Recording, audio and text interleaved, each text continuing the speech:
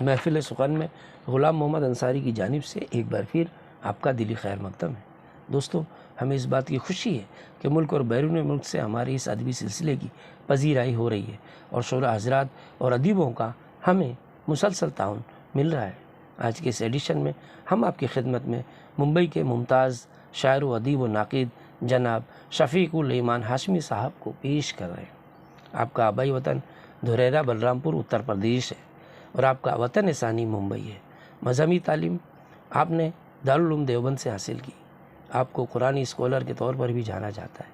Mumbai university سے آپ نے ایم اے کیا ہے۔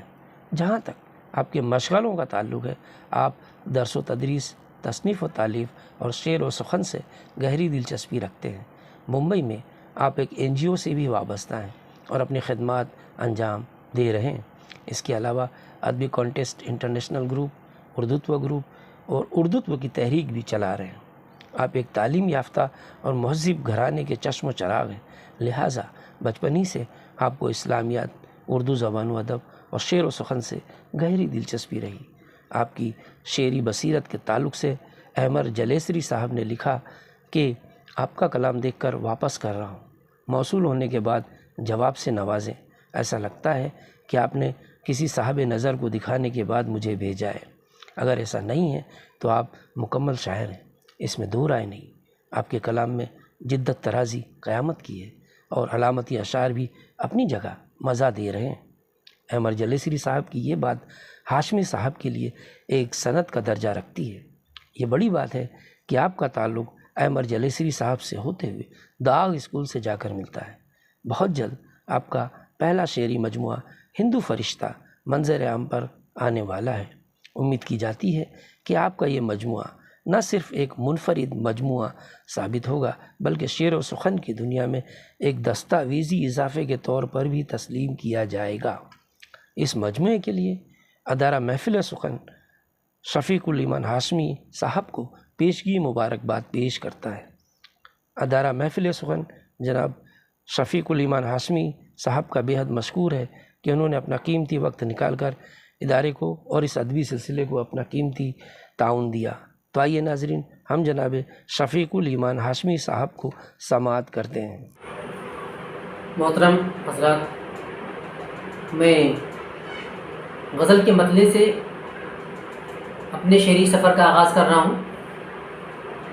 غزل کا مطلع سماعت فرمائیں۔ دوا بہت ہے میرے پاس، ہاں دعا کم ہے۔ دوا بہت ہے میرے پاس، ہاں دعا کم ہے، اسی لیے تو مجھے اس کا آسرا کم ہے۔ دوا بہت ہے میرے پاس، ہاں دعا کم ہے، اسی لیے تو مجھے اس کا آسرا کم ہے۔ اور اگلا شعر سماعت فرمائیں۔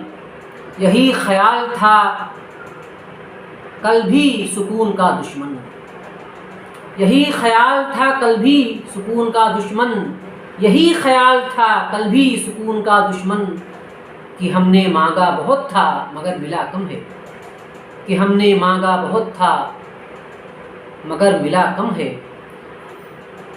ہندوستان کے ایک مشہور شاعر ندا فاضلی نے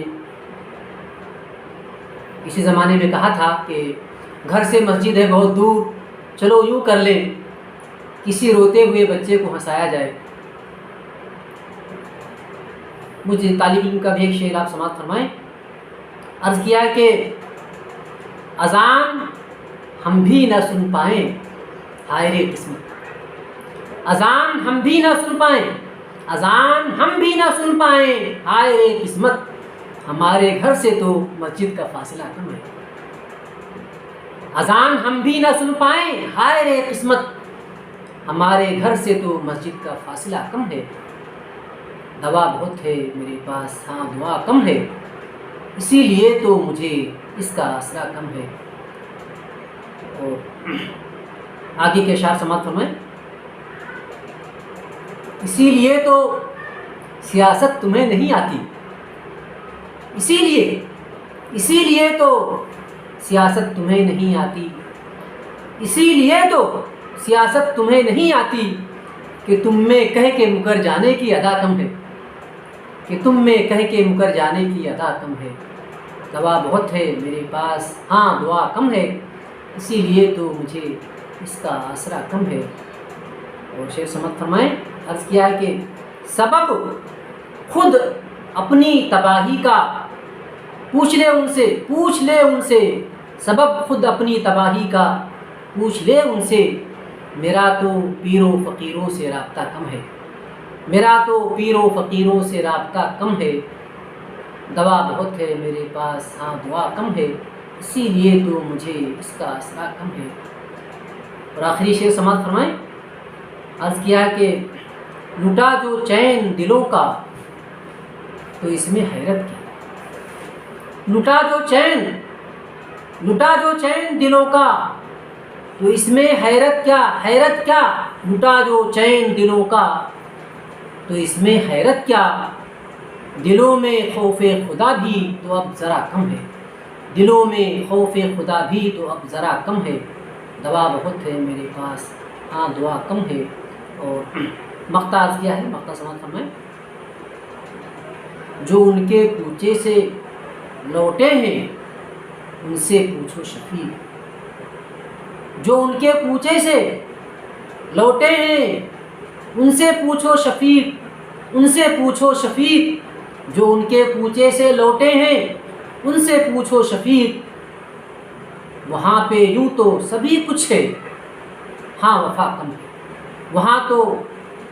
وہاں پہ یوں تو سبھی کچھ ہے بس وفا کم ہے، وہاں پہ یوں تو سبھی کچھ ہے بس وفا کم ہے، دوا بہت ہے میرے پاس ہاں دعا کم ہے، اسی لیے تو مجھے اس کا آسرا کم ہے۔ میں غزل کے مطلع سے اپنے شعری سفر کا آغاز کر رہا ہوں، سماعت فرمائیں۔ غزل کا مطلع ہے، صحرا کی زمینوں کو تپش ہم سے ملی ہے،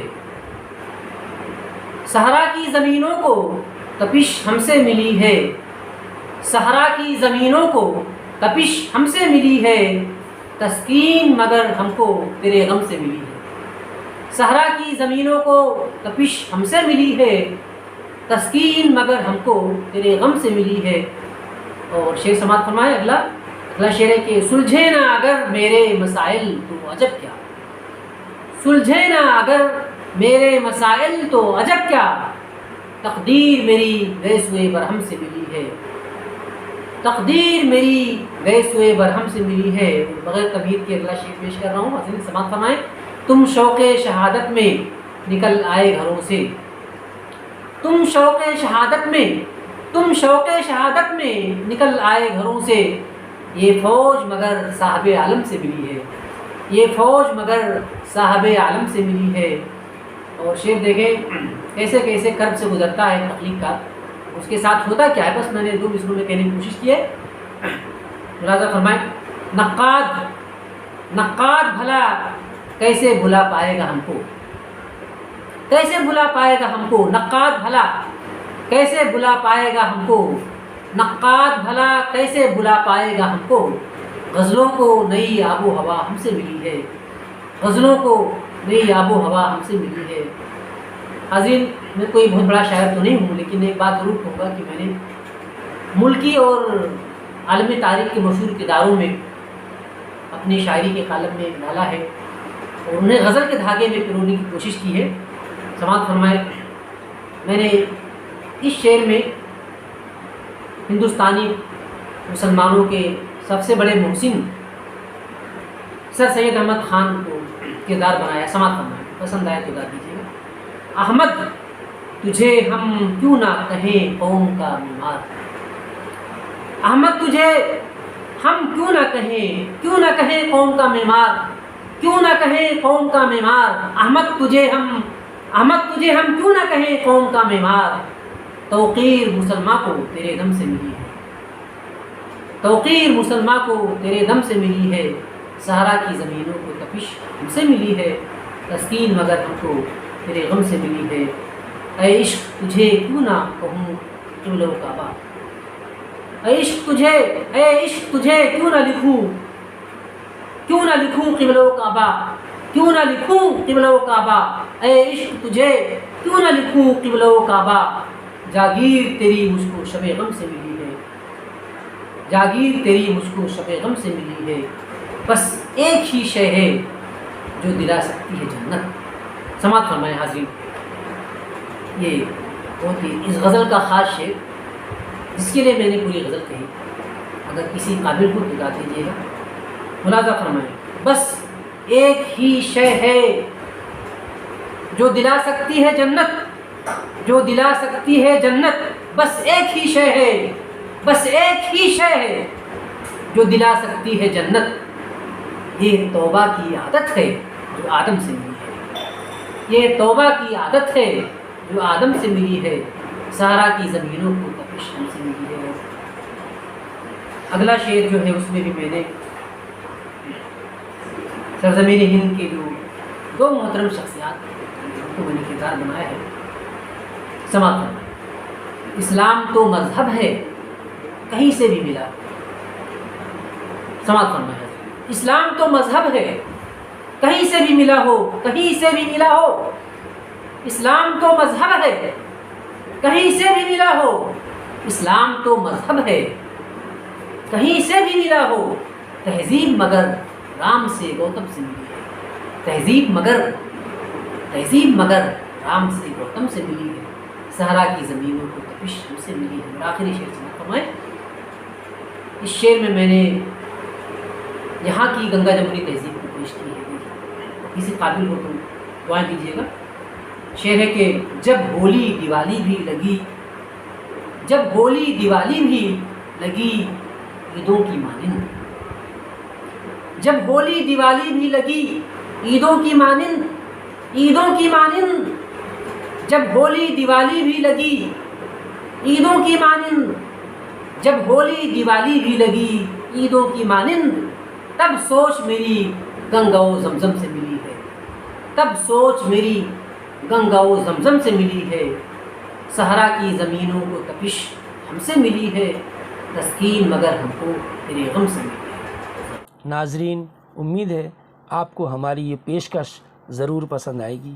آپ سے گزارش ہے کہ آپ پہلی فرصت میں ہماری چینل کو سبسکرائب کریں، ساتھ ہی لائک اور شیئر بھی کریں۔ بہت شکریہ۔ آداب۔